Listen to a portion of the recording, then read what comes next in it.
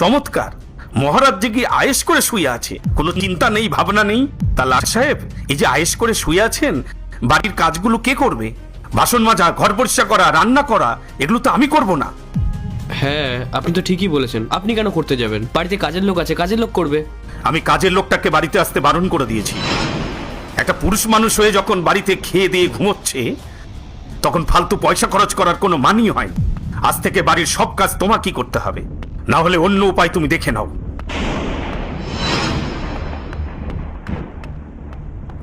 আজ অফিসে খুব চাপ ছিল। রাহুল, আমার খুব খিদে পেয়েছে। কি রান্না করেছো আজ? আমি তো আজ কোনো রান্না করিনি স্নেহা। আসলে সারা সময়টা না এই বাড়ির কাজ গোছাতে গোছাতেই কেটে গেছে। কখন সন্ধ্যা হয়ে গেল বুঝতেই পারিনি। সারাদিন বাড়িতে বসে কি করো? একটু সামনে রান্নাও করতে পারো না?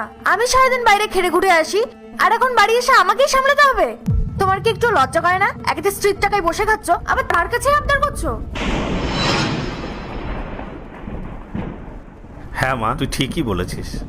এই যে মহারাজ, কোথায় যাওয়া হচ্ছে? স্নেহা, তোর বরের মাথায় বুঝি নতুন ভূত চেপেছে?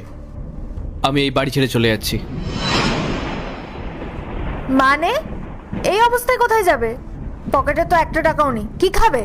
স্নেহা, তোমাদের আসল রূপটা না আমি নিজের চোখের সামনে দেখতে পাচ্ছি। যখন আমার ব্যবসা ভালো চলছিল, তখন আমি তোমাদের কাছে রাজা ছিলাম। বাবা বাবা সবাইকে বলে বেড়াতেন আমি খুব ভাগ্যবান যে আমি এত ভালো একটা জামাই পেয়েছি। আর আজ আজ যখন আমার পকেটে টাকা নেই, তখন আমার পরিচয় বদলে গেল। আসলে কি বলো তো, তোমরা না মানুষকে না, তোমরা টাকাকে সম্মান করো। রাহুল, তুমি কি সত্যি আমাকে ছেড়ে চলে যাবে? উপায় নেই স্নেহা, তুমি এখন স্বাবলম্বী। আমাকে তোমার আর কোনো প্রয়োজন নেই।